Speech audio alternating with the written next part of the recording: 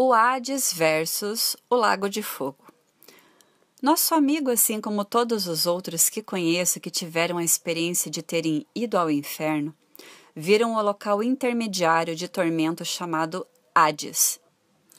Esta não é a residência eterna dos que ficam de fora da salvação, mas sim um local de tormento para se aguardar até o julgamento do grande trono branco. Após o julgamento, o lugar permanente para onde os seres humanos e os anjos caídos viverão para todo o sempre é chamado de Lago de Fogo. Isso é visto claramente na seguinte passagem das Escrituras. Então, vi um grande trono branco e aquele que nele se assenta. Deu o mar os mortos que nele estavam, a morte e o Hades. Entregaram os mortos que neles havia, e todos foram julgados, um por um, de acordo com o que haviam feito, de acordo com seus motivos, objetivos e obras. Então, a morte e o Hades foram lançados dentro do lago de fogo. Esta é a segunda morte, o lago de fogo. E se alguém não foi achado inscrito no livro da vida, esse foi lançado para dentro do lago de fogo. Apocalipse, capítulo 20, versículo 11. O autor suprimiu duas afirmações entre parênteses para melhor compreensão do texto. Primeiramente, quero demonstrar que todos aqueles que estiverem no lugar de tormento intermediário, o Hades, serão levados a julgamento. Quando o julgamento estiver terminado, tudo que é ofensivo e todos os que praticaram ilegalidades serão lançados no lago de fogo, inclusive os anjos caídos, e sim, até o próprio Hades. Uma visão do lago de fogo. Minha esposa e eu temos um casal de amigos gregos. A esposa, cujo nome é Joy, faz parte de uma terceira geração de ministros. Sua avó nasceu e foi criada na Grécia e desde muito jovem começou a buscar a Deus. A reação às perguntas que ela fazia às pessoas que a cercavam era de antipatia e zombaria. Ela queria ir a uma igreja, mas lhe disseram que Deus não existia e que parasse com aquela bobagem. Um dia, quando estava dançando uma dança folclórica com algumas amigas na praça da aldeia, durante um festival grego, uma voz falou com ela e disse: Efrósine, busque a dança eterna. Esta dança não tem valor. Ela ficou apavorada. Quem disse isso? Perguntou-se. Imediatamente abandonou a dança e disse ao resto das garotas que o que elas estavam fazendo não era bom. Ninguém entendeu o que estava acontecendo. Entretanto, ela deixou a praça apressadamente e correu para casa. Enquanto ela corria, um fardo tremendo começou a vir sobre ela, como se fosse um peso muito grande em suas costas. Ela correu para dentro de casa, foi direto para o seu quarto, caiu de joelhos e começou a chorar. Ela queria falar com aquela voz. Quem estava falando com ela? O que eram aquelas palavras que lhes haviam sido ditas? O que ele estava tentando lhe dizer? Estas perguntas atormentaram sua mente, mas não por muito tempo. Pouco depois que seus joelhos tocaram o chão, sentiu algo como fogo entrar no quarto, envolvendo-a. Ela caiu de costas e teve uma visão. Na visão, um ser angelical veio até ela, vestido de branco. Ele a levantou e a transportou até um lugar onde a luz era fraca. Ele deixou-a ali. Quando ela tentou focar sua visão, percebeu, para seu espanto total, que estava diante da cena do Gólgota. O Senhor estava pendurado na cruz, com sangue escorrendo de suas feridas. Ela viu a agonia em seu rosto enquanto ele passava por aquele tormento. Ao mesmo tempo, ela ouviu gritos vindos de longe. Virou-se para ver de onde vinham e viu um grande abismo entre a cruz e o lugar que ficava do outro lado do abismo, onde grandes ondas de fogo eram expelidas da terra. Era um oceano de fogo. Ela podia ouvir os gritos do que parecia ser uma multidão de pessoas, e elas estavam amaldiçoando a Deus. Naquele momento, ela sentiu uma força empurrando sua cabeça para dentro de um abismo cavernoso na terra.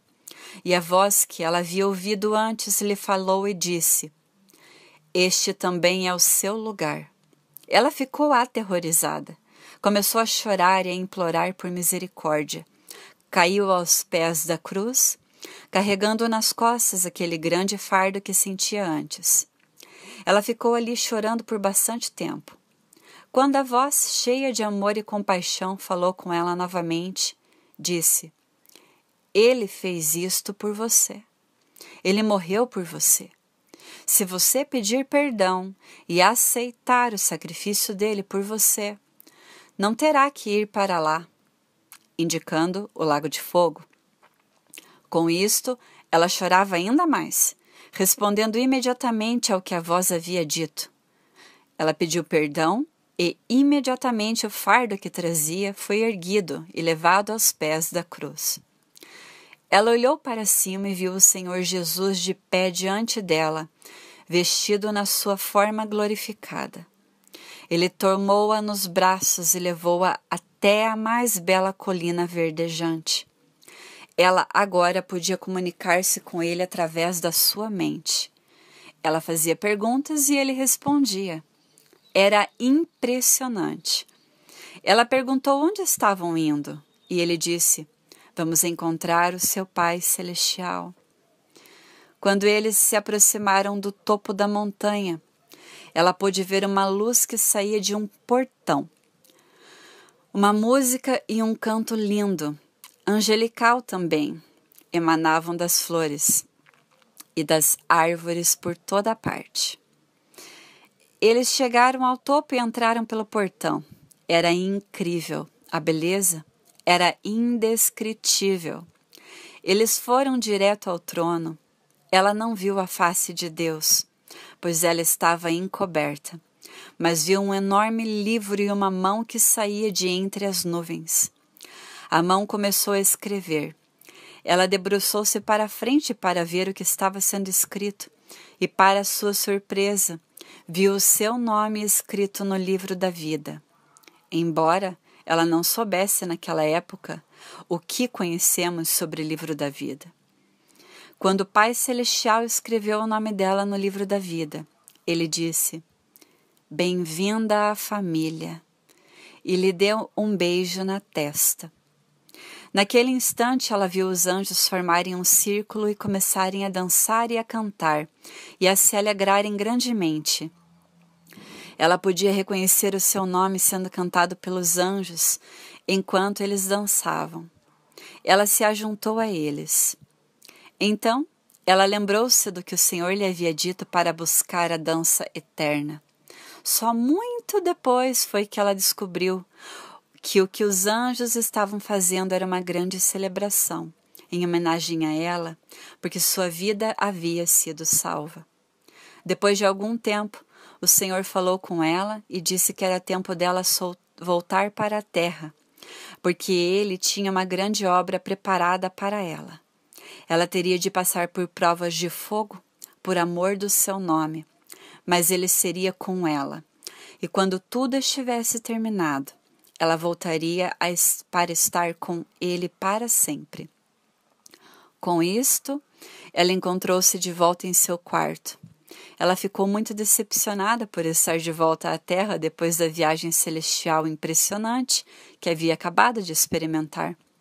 Mas não tinha escolha quanto a isso. Quando se espalhou pela aldeia o rumor de sua experiência, teve início a perseguição. Começou com seu pai, que ameaçou matá-la com um machado se ela não renunciasse ao que acreditava. Ela lhe disse que jamais poderia renunciar ao que havia experimentado. A perseguição intensificou-se grandemente até que uma noite sua irmã foi procurá-la e advertiu-a de que algumas pessoas estavam planejando levá-la na manhã seguinte até a praça da aldeia, onde ficava a grande igreja ortodoxa. Eles levariam a estátua de Maria, e se ela não se prostrasse para adorá-la e beijá-la, eles derramariam gasolina sobre ela e a incendiariam. Ela não acreditou que eles chegassem tão longe, mas parece que estavam decididos a fazer isso, porque naquela noite um anjo do Senhor foi até Efrósine e despertou-a com um toque em seu ombro. Depois de acordada, o anjo lhe disse para vestir-se e ir até a porta da frente. Ela obedeceu. Quando chegou à entrada, ela sentiu alguém levantá-la do chão. Ela foi transportada fisicamente de sua casa até um lugar seguro em outra cidade, a quilômetros de distância. Um tormento inimaginável. A avó de Joy não viu o Hades, mas sim o Lago de Fogo, que também é chamado de a Segunda Morte. Seu destino mudou porque ela escolheu seguir Jesus Cristo de todo o coração. As Escrituras nos dizem: mas os covardes que deixam de me seguir, Jesus, e voltam atrás, e aqueles que me são infiéis, e os corruptos, e os assassinos, e os imorais, e aqueles que convivem com demônios, e os adoradores de ídolos, e todos os mentirosos. O destino deles é no lago que queima com fogo e enxofre. Esta é a segunda morte. Apocalipse, capítulo 1, versículo 8. Observe que é um lago que queima com fogo e enxofre. O enxofre é uma substância não metálica que queima a grandes temperaturas e produz um cheiro muito desagradável. Muitos que descreveram o inferno nos contaram sobre seu cheiro terrível, insuportável, é a descrição utilizada. Na verdade, aqueles que conheço que tiveram a experiência de visitar este lugar dos mortos me disseram que é impossível descrever nas nossas palavras o tormento e o horror causados aos sentidos. Observe também o termo segunda morte. Jesus disse: quem tem ouvidos ouça que o Espírito diz às igrejas. O que ele está para dizer às igrejas e não aos incrédulos. O vencedor de nenhum modo sofrerá o dano da segunda morte. Apocalipse, capítulo 2, versículo 11. Inserção e ênfase do autor. Você pode achar estranho ele dizer isto às igrejas. No entanto, observe que no versículo acima vemos que existem 3 categorias principais de pessoas que arderão no lago de fogo.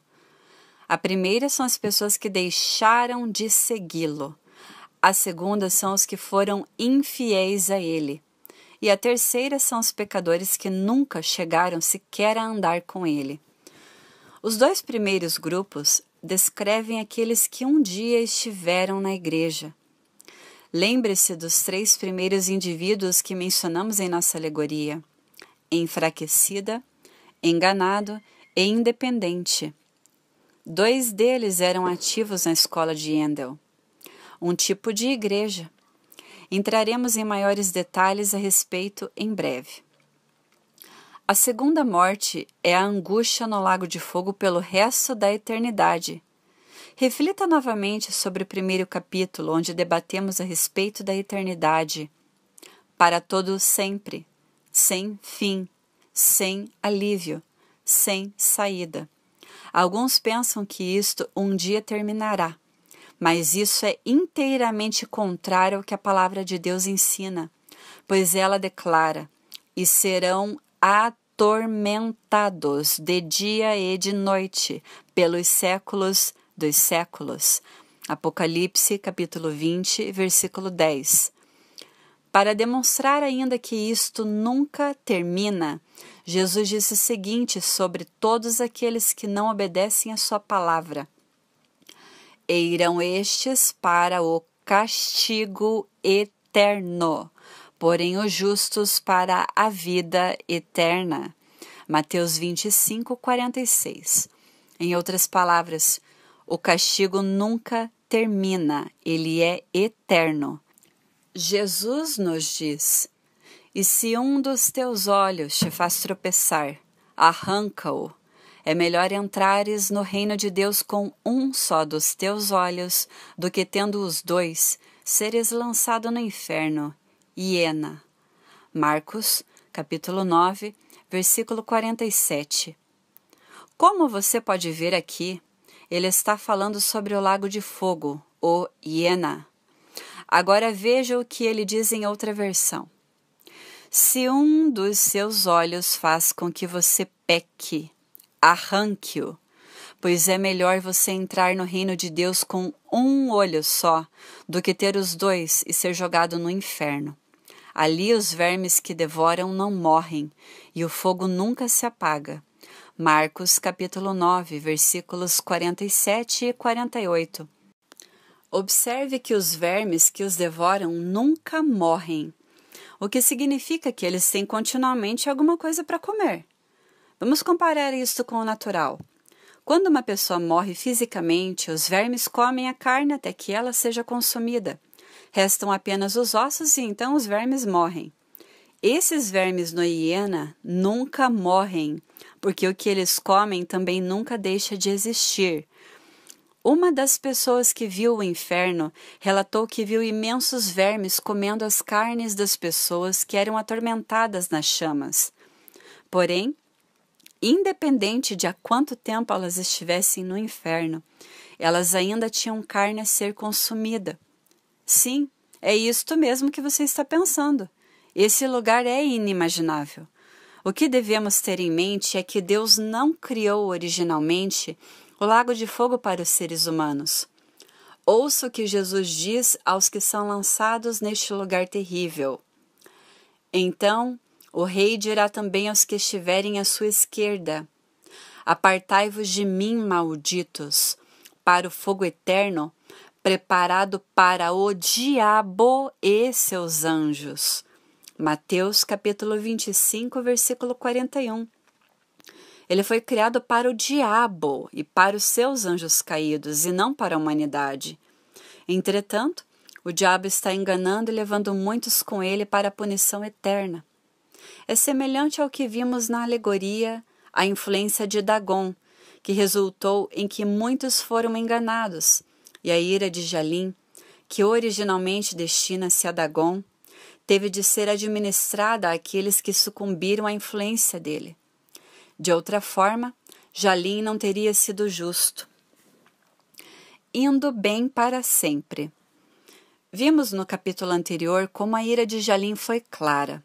As Escrituras declaram que o homem ou mulher que beber do vinho da cólera de Deus será atormentado com fogo e enxofre diante dos santos anjos e na presença do Cordeiro. A fumaça do seu tormento sobe pelos séculos dos séculos. Apocalipse, capítulo 14, versículos 10 e 11.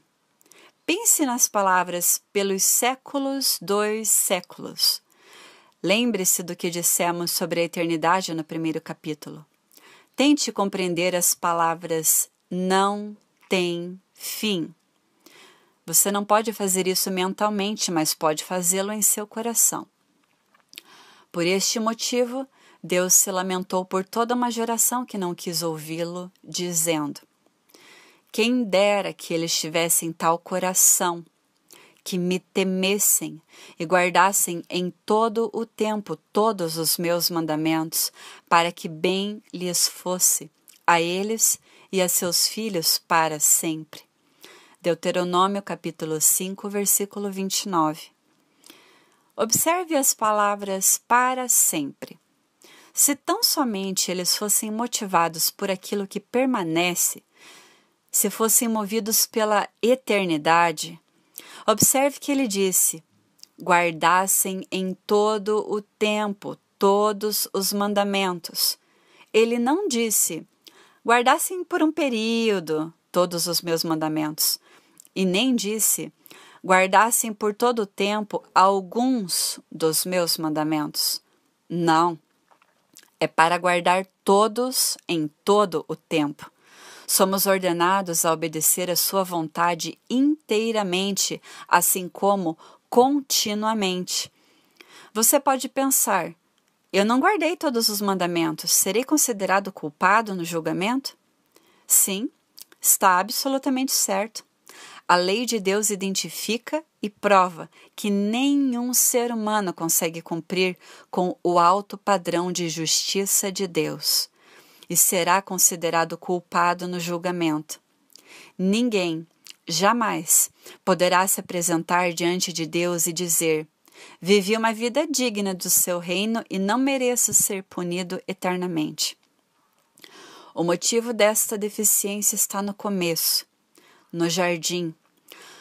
O homem desobedeceu a Deus intencionalmente e, ao fazê-lo, assumiu a natureza pecaminosa. Por seu ato de traição, ele se fez escravo de Satanás, preso ao seu domínio, e não podia de forma alguma redimir ou salvar a si mesmo. Esta natureza caída seria passado a todo descendente de Adão, ou seja, a toda a humanidade, pois nascemos com a natureza de nossos pais. Movido por puro amor, Deus fez a promessa de que, embora o homem fosse plenamente responsável por seu estado caído, o Senhor enviaria um Salvador para nos resgatar. Esse Salvador é Jesus Cristo. Foi previsto centenas de anos antes de seu nascimento, que ele nasceria de uma virgem, Isaías capítulo 7, versículo 14. O seu pai é Deus. Sua mãe foi uma virgem de nome Maria, uma descendente do rei Davi. Teria de ser assim, pois se ambos fossem pais humanos, Jesus estaria preso à natureza de Adão, seria um escravo do pecado, não poderia ter vivido uma vida perfeita e, portanto, não poderia nos redimir. No entanto, ele teria de nascer de uma mulher, porque foi um homem que caiu, e teria de ser um homem que iria pagar o preço pela traição. Então, Jesus era 100% Deus e 100% homem. Quando Jesus foi para a cruz, ele levou todos os nossos pecados sobre si e derramou o seu sangue até a morte, pagando o preço pelo pecado. Entretanto, por ter ele vivido uma perfeita vida de justiça, o Pai o ressuscitou de entre os mortos e o colocou assentado à sua direita. O rei Davi, que também foi profeta e ancestral de Jesus, previu e escreveu mais de 1000 anos antes o que aconteceria após a crucificação de Jesus. Pedro cita esta passagem no dia de Pentecoste, dizendo: sendo, pois, profeta o rei Davi, e sabendo que Deus lhe havia jurado que um de seus descendentes se assentaria no seu trono, prevendo isto, referiu-se à ressurreição de Cristo, que nem foi deixado na morte, Hades, nem seu corpo experimentou a corrupção. A este Jesus, Deus ressuscitou, do que todos nós somos testemunhas. Atos, capítulo 2, versículos 30 a 32. Jesus levantou dos mortos para nos libertar.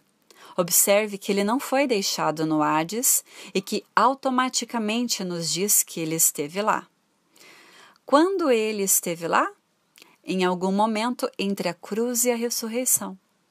Jesus provou a morte ou o inferno por todos nós, para que nós não tivéssemos de receber a nossa justa punição eterna.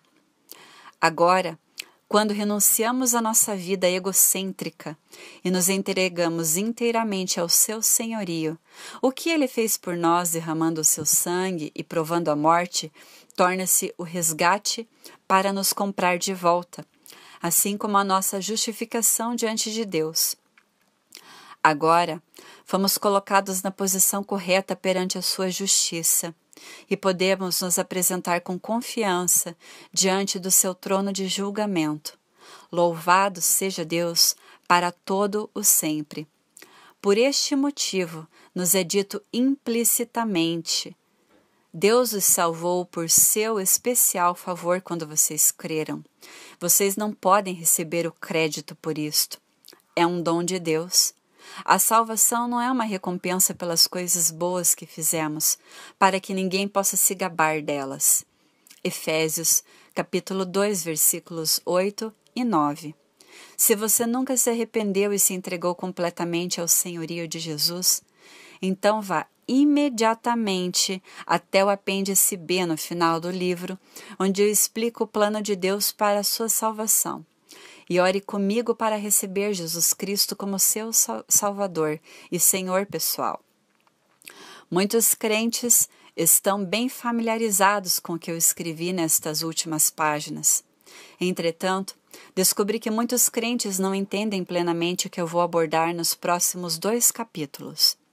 Na verdade, muitos que professam ser cristãos ficarão chocados com as verdades simples reveladas nas Escrituras que veremos nas próximas páginas. Também descobriremos nos próximos capítulos por que a punição eterna é um conhecimento fundamental que todo crente precisa ter para ter um crescimento saudável.